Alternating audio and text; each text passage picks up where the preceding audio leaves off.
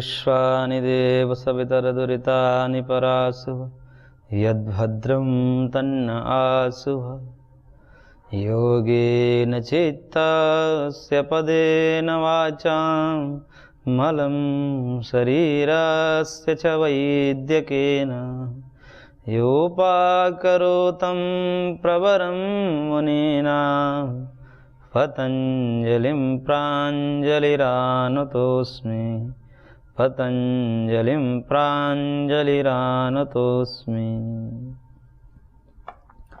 ओम श्री परमात्मा नमः। योग दर्शन के समाधिपाद पर हम विचार कर रहे थे। सूत्र संख्या 4 पर हमने विचार किया वृत्ति सारूप्यम इतरत्र, कि जब दृष्टा, जब आत्मा अपने स्वरूप में नहीं होता, अर्थात वृत्ति को निरोध नहीं कर पाता या नहीं हो पाता, अभी जैसी की स्थिति है हम सभी की, उस स्थिति में यह होता है कि वृत्तियों के साथ एकात्म होकर के इतरत्र इतः ततः जैसी वृत्तियाँ वैसा आत्मा अपने आप को मानने लगता है और अपने स्वरूप से च्युत होकर के, स्वरूप से गिर करके और बहुत दुखित होता है, क्योंकि उसका एक स्वरूप हो तब तो उसमें सुख है, लेकिन इतः ततः भ्रमित होने के कारण कभी सुखी, कभी दुखी, कभी कामी, कभी क्रोधी, कभी लोभी, कभी मोही, इस प्रकार से अपने आप को अनुभव कर बहुत दुखित होता है। दुख का यही कारण है। यहाँ पर एक और बात कुछ इससे भिन्न मैं कहने जा रहा हूँ कि ये जो स्वरूपावस्थिति है, दृष्टा की अपने शुद्धतम स्वरूप में आना, यही समाधि की स्थिति है, यही योग की स्थिति है। जैसा कि महर्षि ने कहा, योगश्चित्त वृत्ति निरोधः तदा दृष्टुः स्वरूपावस्थानम्। अब जो दृष्टा है, इसी दृष्टा को आत्मा, दृष्टा आत्मा ही है, उसी को पुरुष, उसी को चैतन्य आदि शब्दों से संबोधित किया जाता है। अब जो पुरुष है, पुरी शयनातिथि पुरुषः, इस पुरी में शयन करने से पूरी है। अष्टाचक्रा नव द्वारा देवानाम पुरयोध्या, ऐसा वेद का वचन है कि ये 8 चक्रों वाली, 9 द्वार वाली ये पूरी है। तो इस पूरी में शयन करने से, रहने से उसको पुरुष कहा जाता है, जीवात्मा को। और वह पुरुष अपने स्वरूप को भूल गया है, वृत्तियों के कारण वृत्तियों से एकात्म होकर के इतः ततः भ्रमित होता है, और इस पुरुष के स्वरूप में प्रतिष्ठित होने को ही स्वरूपावस्थिति कहा जाता है। और यही समस्त दुखों के निर्मूलन का एकमात्र सर्वोत्कृष्ट साधन है। यदि दुखों से जाना, ऊपर उठना है, दुखों से रहित होना है, आत्यंतिक और ऐकांतिक, यदि दुखों से निवृत्ति चाहिए तो स्वरूप में प्रतिष्ठित होना ही पड़ेगा, पुरुष को अपने शुद्ध अवस्था में आना ही पड़ेगा। इसी को पुरुष की जो है अवस्थिति या स्वरूपावस्थिति कहा जाता है। यही सिद्धांत जो समाज में प्रयोग किए जाते हैं शब्द, या जो व्यवहार किया जाता है कि पुरुष प्रधान समाज, कहा जाता है कि भाई हिंदू धर्म या वैदिक सनातन धर्म क्या है? पुरुष प्रधान समाज है। पुरुष प्रधान समाज का तात्पर्य हमने गलत समझ रखा है, क्योंकि सैद्धांतिक दृष्टिकोण से, शास्त्र के दृष्टिकोण में पुरुष मतलब आत्मा, वो चाहे चींटी में हो या हाथी में हो या नर में हो या नारी में हो, उसके अंदर जो चैतन्य है, जो चेतनता है, जो सुख दुख अनुभव करने वाला है, उसको पुरुष शब्द से कहा जाता है। अब यहां पर हमने पुरुष शब्द से किसको संबोधित कर दिया? जो नर है उसको पुरुष शब्द है, जो स्त्री है, नारी है, उसको हमने पुरुष नहीं समझा, जो कि शास्त्र के दृष्टिकोण से ठीक नहीं है। शास्त्र के दृष्टिकोण से आत्मा मात्र पुरुष है, चाहे वो चींटी की आत्मा हो, चाहे वो स्त्री की आत्मा हो, चाहे वो पुरुष की आत्मा है, सब पुरुष ही है। जो चैतन्य है, जो जीव है, वो पुरुष है। और पुरुष प्रधान का समाज का मतलब यह है कि जब तक पुरुष प्रधान समाज नहीं होगा, प्रत्येक व्यक्ति अपने शुद्धतम स्वरूप का बोध नहीं कर पाएगा, तब तक वह दुखों में ही पड़ा रहेगा।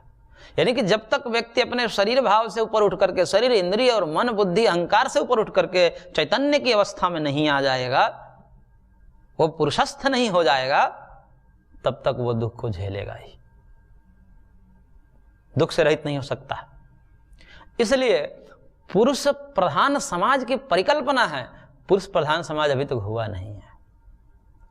पुरुष प्रधान समाज कहाँ? पुरुष प्रधान समाज तो वो है जो कतिपय महर्षि हैं जिन्होंने योग साधना के बल पर अपने शरीर मन बुद्धि से ऊपर उठ करके आत्मभाव में अवस्थित हो गए, स्वरूपावस्थिति जिनकी हो गई, तदादृष्टि स्वरूपेवस्थानम की जो स्थिति है वही वास्तविक रूप में पुरुष प्रधान है। जिन्होंने अपने देह भाव से ऊपर उठ करके त्रिगुणातीत हो गए, स्वरूप में प्रतिष्ठित हो गए, वही वास्तविक रूप से पुरुष प्रधान है। यानी कि पुरुष अपने स्वरूप में स्थित है, यह पुरुष का प्रधानता है। बाकी जो है अभी जो देखा जाए तो सब क्या है? सब पुरुष प्रधान नहीं है। सब या तो शरीर के स्तर पर जी रहे हैं, अथवा इंद्रियों के स्तर पर जी रहे हैं, अथवा मन के स्तर पर जी रहे हैं। इससे इतर कोई बिरला व्यक्ति होगा जो जीवन मुक्त महर्षि होंगे, जो इन सब से ऊपर उठ करके आत्मभाव में अवस्थित होंगे। तो सारे के सारे तो स्त्री प्रधान है, पुरुष प्रधान समाज हुआ कहा। स्त्री का मतलब प्रकृति, प्रकृति जो है माया उसको कहिए, त्रिगुण कहिए, प्रकृति कहिए, वो सब स्त्री है, परसोधर्मी है। प्रकृति जो है परसोधर्मिणी है, क्योंकि प्रकृति से ही महतत्व, महतत्व से अहंकार, अहंकार से जो है एकादश इंद्रियां, फिर उससे जो है तन्मात्र, तन्मात्र से पंचभूत, पंचभूत से जगत बनता है। प्रकृति माँ है, परसोधर्मिणी है, वो उत्पन्न करती है। और ये शरीर जो है, चाहे स्त्री का हो या पुरुष का शरीर, ये सब प्रकृति के धर्म में त्रिगुणात्मक है, माया से बना हुआ है।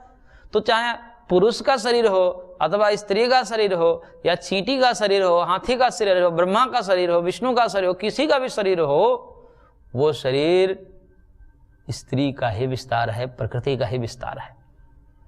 और यदि कोई देह में है, यदि कोई देहधारी है, तो स्त्री प्रधान है, प्रकृति प्रधान है। यदि वो शरीर के स्तर पर जी रहा है तो स्त्री प्रधान है, यदि वो इंद्रियों के स्तर पर जी रहा है तो स्त्री प्रधान है, यदि वो मन के स्तर पर जी रहा है तो वह स्त्री प्रधान है। पुरुष प्रधान से तो फिर जो है इंद्रियों के विषय, इंद्रिय के विषय सुखों से ऊपर उठ करके आत्मभाव में जाना पड़ेगा। कौन है? कहाँ हुआ पुरुष प्रधान समाज? सब तो स्त्री प्रधान समाज है। सब जो है शरीर के स्तर पर जी रहे हैं, मन के स्तर पर जी रहे हैं। तो पुरुष प्रधान समाज की परिकल्पना है, हुआ नहीं, वस्तुतः स्त्री प्रधान समाज यानी कि प्रकृति प्रधान समाज ही है अभी तक। वो परिकल्पना है, वह योग की एक दिव्य साधना है। उस साधना के बल पर पुरुष प्रधान हो सकता है समाज, अन्यथा नहीं हो सकता है। इसलिए पुरुष प्रधान समाज हुआ नहीं है, होने की परिकल्पना है। तो इस प्रकार से वृत्ति सारूप्यम इतरत्र में महर्षि ने कहा कि वृत्तियों के साथ सारूप्य होकर के जीवात्मा अपने आप को इधर उधर कामी, क्रोधी, लोभी, सुखी, दुखी अनुभव करता है। अब प्रश्न ये उठता है कि वृत्ति सारूप्य के साथ एकात्म होकर के वह ततः भ्रमित होता है और वृत्तियों को निरोध करके उस स्वरूप की स्थिति प्राप्त करता है। तो वृत्तियां कौन कौन सी है जिसे हमें निरोध करनी है? वो वृत्तियां कितनी हैं पता तो हो, जिसके माध्यम से हम उसको रोक करके और स्वरूपावस्थिति को प्राप्त करें। तो वृत्तियां कौन कौन सी है, कैसी कैसी हैं? ऐसा प्रश्न मन में उठने पर महर्षि सूत्रकार सूत्र संख्या 5 में कह रहे हैं, वृत्तयः पंचतयः क्लिष्टा क्लिष्टा। वृत्तियां 5 प्रकार की है, जो क्लिष्ट भी है और अक्लिष्ट भी है। यानी कि 5 प्रकार की वृत्तियां क्लिष्ट भी होती हैं और अक्लिष्ट भी होते हैं। क्लिष्ट का मतलब दुख देने वाली, अक्लिष्ट का मतलब जो दुख से बाहर ले जाने वाली, जो दुख से दूर करने वाली है, उसको अक्लिष्ट कहते हैं। तो वृत्तियां 5 प्रकार की है, जो क्लिष्ट भी हो सकती हैं, अक्लिष्ट भी हो सकती हैं। क्लिष्ट अक्लिष्ट का वर्णन करते हुए महर्षि वेदव्यास जी ने लिखा कि क्लेश हेतु का क्रमाशय प्रशय क्षेत्रीय भूता क्लिष्टा, कि जो क्लेश हेतु का है, यानी कि जो क्लेशों का कारण है, वो वृत्ति जो क्लेशों को बढ़ाने वाली है। क्लेश कौन सा है? अविद्या आदि 5 क्लेश हैं। अविद्या, अस्मिता, राग, द्वेष, अभिनिवेशा, 5 क्लेशा। वो जो 5 क्लेश हैं, राग, द्वेष आदि, उनको जो बढ़ाने वाली वृत्तियां हैं, उनको जो और गहरी करने वाली है, राग को और बढ़ाने वाले, द्वेष को और बढ़ाने वाले, अविद्या को और बढ़ाने वाले, ऐसी वृत्ति जो है वह क्लिष्ट है। और साथ में कहा कर्माशय प्रचय क्षेत्रीभूता है। कर्माशय को प्रचय करने वाले, इकट्ठा करने वाले। कर्माशय का मतलब होता है धर्म अधर्म संस्कार, जो हम कर्म से उत्पन्न करते हैं, जो हम पुण्य और अपुण्य, पुण्य और पाप कर्मों से हम जो अर्जित करते हैं, धर्म अधर्म संस्कार, और उसी से जो है आगे जन्म होता है, तो वह क्लिष्ट है। यानी कि जो आगे जन्म दिलाने वाली जो वृत्तियां हैं, जो आगे शरीर में डालने वाली जो आत्मा की वृत्तियां हैं, वो सब क्लिष्ट वृत्तियां हैं। और इसके विपरीत जो अक्लिष्ट वृत्तियां क्या हैं, तो उसके लिए कहा व्यास जी ने कि ख्याति विषया है, जो ज्ञान को उत्पन्न करने वाली है, जो स्वरूप ज्ञान, जो आत्मज्ञान को उत्पन्न कराने वाली जो वृत्ति हो, और जो गुणाधिकार विरोधिनी, जो गुणों के अधिकार के विरोधी है। गुणों का अधिकार क्या है? ये जो त्रिगुण होते हैं, इनका अधिकार है जगत रूप में परिवर्तित होना। महदादि क्रम से जो सांख्य में जो क्रम बताए गए हैं, आगे इसमें भी बताए जाएंगे, वही गुणों का अधिकार है। इनके त्रिगुण महतत्व के रूप में आते हैं, बुद्धि तत्व के रूप में आते हैं, फिर अहंकार, फिर अहंकार से फिर जगत बनता है। वो जो प्रकृति का जगत के रूप में आना, यही गुणों का अधिकार है। और गुणों का चरिताधिकार क्या है? चरितार्थ हो गए, यानी कि प्रतिप्रसव हो जाते हैं। जब विवेक ख्याति प्राप्त हो जाती है, तब गुण जो है प्रतिप्रसव यानी कि विलीन होते जाते हैं, अपने अपने कारण में विलीन हो जाते हैं। पंचभूत तन्मात्र में विलीन हो जाएंगे, तन्मात्र और एकादश इंद्रियां अहंकार में विलीन हो जाएंगे, अहंकार बुद्धि तत्व में विलीन हो जाएगा, बुद्धि तत्व प्रकृति में विलीन हो जाएगा, और इस प्रकार से प्रकृति और पुरुष का विभाग हो जाता है, और दोनों मुक्त हो जाकर के कैवल्य की स्थिति, मोक्ष की अवस्थिति को प्राप्त होते हैं। तो जो गुणों के अधिकार के विरोधी हैं, उसे अक्लिष्ट कहते हैं। तो इस प्रकार से महर्षि ने क्लिष्ट और अक्लिष्ट ये वृत्तियां होती हैं, और ये 5 प्रकार की होती हैं। 5 वृत्तियां क्लिष्ट भी हो सकती हैं, और 5 की 5 वृत्तियां अक्लिष्ट भी हो सकती हैं। यानी कि 5 वृत्तियां गुणों से युक्त भी करा सकती हैं, कि बंधन में भी डाल सकती है, अथवा 5 की 5 वृत्तियां हमें मुक्त भी कर सकती है। अब ये हमारे ऊपर निर्भर करता है कि हम वृत्ति को क्लिष्ट बनाएं अथवा अक्लिष्ट। ये हमारे ऊपर निर्भर करता है। ऐसा नहीं है, वृत्ति अपने आप में क्लिष्ट और अक्लिष्ट नहीं होती, हमारी भावना से होती है। हम किस भावना से किसी चीज को देख रहे हैं, हमारी भावना क्या है, उसके मूल में, वृत्ति के मूल में हमारी कौन सी भावना है, उस भावना के आधार पर वृत्ति की क्लिष्ट और अक्लिष्ट का निर्धारण होता है। ये हमारे ऊपर है कि हम जगत को किस रूप में देखें। हम जगत को सुख दुख के भोग विलास के रूप में देखें तो अक्लिष्ट हो जाएगी, उससे वृत्ति जो बनने वाली क्लिष्ट हो जाएगी। और यदि जगत को हम जगदीश्वर के रूप में देखें कि ये जो जगत तो है जगदीश्वर का ही मूर्त रूप है, अब यही देखना जो है वो विलक्षण हो गया, अक्लिष्ट हो गया। पहले वाला जो देखना है वो आपको शरीर और संसार में डालने वाला है, और दूसरे प्रकार का जो देखना है वह जगदीश्वर की तरफ मोड़ने वाला है। अब देखना वही है, आंखें वही हैं, दृश्य भी सामने वही है। एक सामने वस्तु रखी हुई है, पराया धन हो सामने रखा हुआ है, उसको हम किस रूप में देख रहे हैं? उसमें ये देखें भाई भगवान की कृपा है, जो है हमको मिल गया, दूसरी की वस्तु भगवान ने कृपा किया, हमको मिल गया, उठा ले इसको, इसमें क्या है हमारा? भाई किसी का छूट गया तो हमारा ही हुआ, तो उठा लेगा। और एक देख रहा कुछ नहीं है, तो मिट्टी के समान है, परद्रव्येषु लोष्टवत् आत्मवत् सर्वभूतेषु यः पश्यति स पंडितः। अरे ये कुछ नहीं है, हमारा नहीं है, ये हमारे लिए क्या है? मिट्टी समान है। अब देखिए ये सब भावना का खेल है, कुछ नहीं है। और ऐसा नहीं है कि जो ऐसा कह रहा है कि ये तो मिट्टी का ढेला है हमारे लिए, तो उसको मिट्टी दिखाई दे रहा है, ऐसा नहीं है। उसको दिखाई रुपया पैसा ही दे रहा है, लेकिन उसने भावना के बल पर यह कहा कि नहीं नहीं, इससे हमारा अनिष्ट है, ये हमारी वृत्ति खराब हो जाएगी, चौरे वृत्ति बन जाएगी, स्तेपना आ जाएगा, और ये स्तेय जो है हमें नरक में ले जाएगा। इस कारण से उस धन को वह मिट्टी के रूप में भावना करता है, और भावना करने से फिर वो उसके आकर्षण से मुक्त हो जाता है, फिर वो उसके तरफ देखता भी नहीं, पड़े रहने दो, जिसका है वह आकर अपना ले जाएगा। हम क्यों इस चक्कर में पड़े, किसी का छूट गया होगा कि कोई को रख कर गया होगा, इधर आने ही वाला होगा। तो इस प्रकार से सब दृष्टि का भेद है। एक सामने स्त्री है, वो स्त्री को कोई कामी व्यक्ति भोग की वस्तु के रूप में देखता है, कोई विरक्त सन्यासी उसको साक्षात नारायणी के रूप में देखता है। ये आदिशक्ति भगवती है, ये माँ है, इस रूप में देखता है। दोनों के लिए आंखें वही है, दोनों की सामने अर्थ विषय भी पदार्थ भी वैसे ही हैं, लेकिन भावना है। भावना देखने से, भावना करने से वस्तु बदल जाती है, वस्तु के प्रति हमारा व्यवहार बदल जाता है और हमारी प्रवृत्ति में भेद होने लगता है। इस प्रकार से यथा दृष्टि तथा सृष्टि, जैसी दृष्टि है वैसी सृष्टि है। जाकी रही भावना जैसी, प्रभु मूरत देखी तीन तैसी। यो यथा माम प्रपद्यन्ते तांस तथैव भजाम्यहम् इत्यादि जो शास्त्र वचन है वो इसमें प्रमाण है। ये सब दृष्टि का फर्क है, ये सब भावों के फर्क हैं सब। लेकिन अब ये व्यक्ति उस भाव में जब स्थित होगा तभी पता चल पाएगा। यदि भिन्न भाव में स्थित है और उसको भिन्न भाव का वर्णन किया जाए, उसके लिए तालमेल नहीं बैठता। तब व्यक्ति कहने लगता है कि गोबर में हलवा का भाव करने से वो जो है गोबर हलवा हो जाएगा। क्यों? क्योंकि वो भाव का बहुत बड़ा अंतर है, वो भाव में है ही नहीं।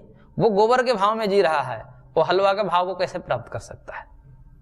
और वहीं जब धीरे धीरे उस भाव को जाता है तो फिर उसके लिए कोई भेद नहीं रह जाएगा। कैसी भी स्थिति आ सकती है और आती है, जिसके कोई भेद नहीं, सब चीज ये भावना के बल पर होता है। और सारी उपासना का खेल ही भावना के ऊपर है। और चाणक्य जी ने तो कह ही दिया, इतने तार्किक व्यक्ति, और उन्होंने कहा कि भावे ही विद्यते देवो तस्माद् भाव ही कारणम। भाव में ही भगवान है, बिना भाव के भगवान नहीं है। भगवान है, भगवान का अस्तित्व कोई खतरा नहीं, लेकिन वो हमारे लिए किस काम का है? यदि हमारे अंदर भाव नहीं है तो किसी भी काम के लिए नहीं है भगवान। क्योंकि भगवान तो एक अदृष्ट तत्व है, उसको तुम इंद्रियों से देख नहीं पाते, तो उनके अस्तित्व में कोई खतरा नहीं होता कि भाई भाव नहीं है तो अस्तित्व मिट गया और भाव किया तो प्रकट हो गए, उत्पन्न हो गया। ऐसा नहीं है। वो स्थायी है, वो चिरंतन है, वो नित्य है, अविनाशी है। लेकिन हमारे अनुभव में आना ये सब भाव के ऊपर है। वही हृदय में बैठे हैं, हमारे भी सबके हृदय में बैठे हैं परमात्मा। लेकिन जो भाव प्रधान हो गए, जिस भाव में आ गए, वो मस्ती में है, वो उसके अनुभव को अनुभव करते हैं। और जिनमें वो भावना नहीं है, वो रहते हुए भी उनके लिए कोई, जैसे मृग के अंदर कहते हैं कि कस्तूरी रहता है नाभि में, लेकिन फिर भी वो जो है उससे अनभिज्य रहता है और दूर दूर भागता है, इधर उधर भागता है। तो इसी प्रकार से सब भावों का खेल है। तो हम उन वृत्तियों को, जो 5 प्रकार की वृत्ति आगे कही जाएंगी, वो वृत्तियां क्लिष्ट भी हो सकती हैं और अक्लिष्ट भी हो सकती हैं। वह संसार का भी हेतु हो सकती है और वह मोक्ष का हेतु भी हो सकती है, वह भगवत प्राप्ति के भी साधन हो सकते हैं ये वृत्तियां भी। तो 5 प्रकार की कौन कौन सी वृत्तियां हैं? क्लिष्ट और अक्लिष्ट का तो वर्णन कर दिया कि जो सीधा सीधा समझ लीजिए कि जो शरीर और संसार में डालने वाली वृत्ति है, जो जन्म देने वाली वृत्ति है, देह को प्राप्त कराने वाली जो वृत्ति है वह क्लिष्ट वृत्ति है, और जो देह आदि का परित्याग करा करके ब्रह्म तत्व को प्राप्त कराने वाली है, भगवत साक्षात्कार कराने वाली वृत्ति है, उसको अक्लिष्ट वृत्ति कहते हैं। तो 5 प्रकार की जो वृत्तियां है वो कौन कौन सी? क्योंकि वृत्तियां पंचतयः कहा कि 5 प्रकार की वृत्तियां होती है और 5 क्लिष्ट भी हो सकती है और अक्लिष्ट भी हो सकती है। तो 5 कौन कौन सी है? तो ये सूत्र संख्या 6 में बताया महर्षि ने। प्रमाण, विपर्य, विकल्प, निद्रा, स्मृतयः। 5 प्रकार की वृत्तियां हैं। प्रमाण वृत्ति, विपर्य वृत्ति, विकल्प वृत्ति, निद्रा वृत्ति और स्मृति वृत्ति। ये 5 ही स्थितियां हैं चित्त की। जो चित्त हलचल जब होता है तो ये 5 रूप लेता है, यानी कि इंद्रियात सन्निकर्ष रूपी घर्षण से चित्त में ये 5 प्रकार के हलचल होते हैं। और इसी 5 प्रकार के हलचल को वृत्ति रूप में किया, और वृत्ति प्रमाण वृत्ति हो सकता है, विपर्य वृत्ति हो सकता है, विकल्प वृत्ति हो सकती है, निद्रा और स्मृति वृत्ति हो सकती है। तो प्रमाण क्या है, विपर्य क्या है, विकल्प क्या है, निद्रा क्या है और स्मृति क्या है, इसको क्रमशः एक एक सूत्र के द्वारा महर्षि समझाएंगे। और सबसे पहले क्रम से जो प्रथम वृत्ति है प्रमाण नामक वृत्ति, उसके लिए कह रहे हैं प्रत्यक्षानुमानागमाः प्रमाणानि। इसका 3 भेद है। लक्षण नहीं बताया क्योंकि उस समय जिस समय उपदेश दे रहे थे उस समय प्रमाण शब्द प्रसिद्ध था कि प्रमाण मतलब क्या होता है, इसके लक्षण क्या, सब जानते थे शिष्य, इसलिए कहने की आवश्यकता नहीं पड़ी। महर्षि को सीधे उन्होंने प्रकार बता दिया कि प्रमाण का 3 भेद है प्रमाण के, वह प्रत्यक्ष, अनुमान और आगम। अब समझ में नहीं आया तो उसके लिए महर्षि जो वेदव्यास जी हैं वो इनके लक्षण बताते हैं और कहते हैं कि इंद्रिय प्रणालिकया चित्तस्य बाह्य वस्तु परागात तद विषया सामान्य विशेषात्मनो अर्थस्य विशेष अवधारण प्रधाना वृत्ति प्रत्यक्षम प्रमाणम।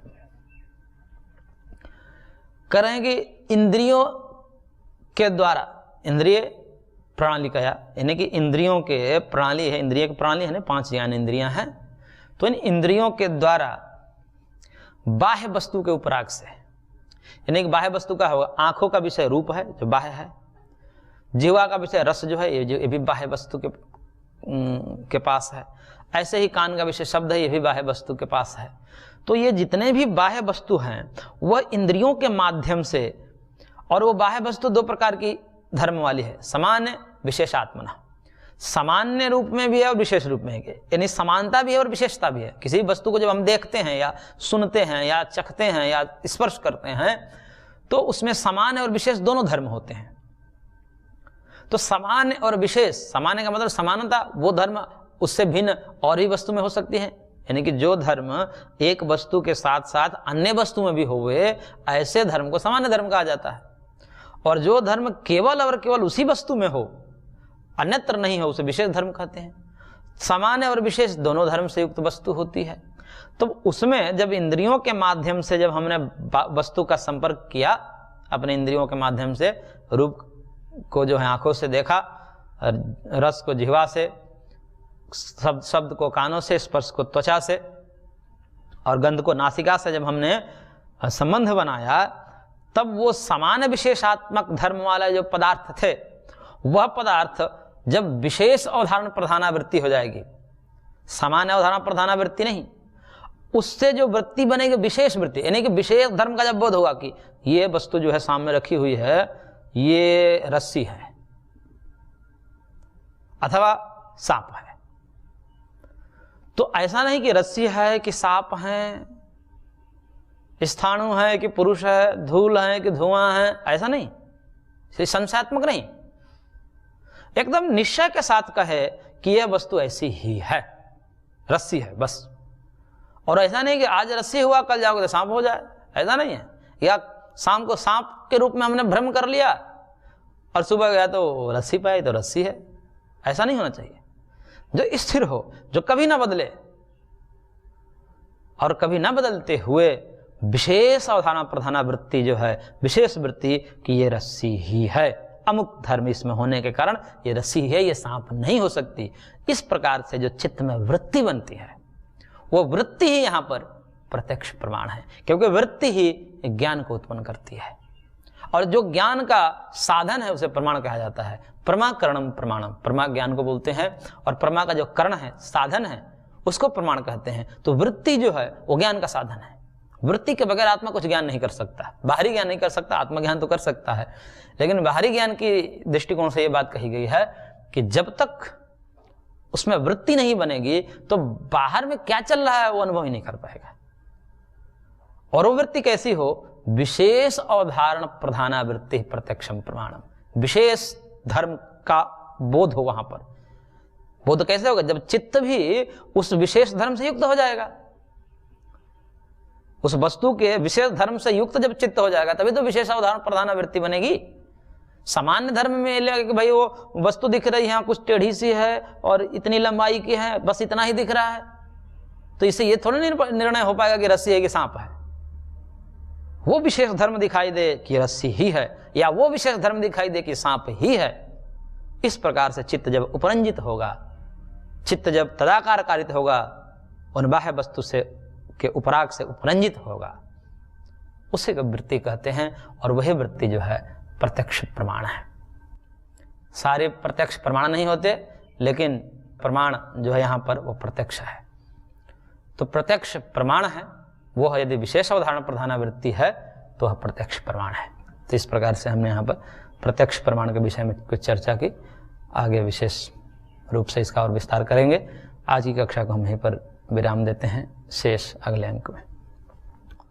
ओम शांति शांति शांति।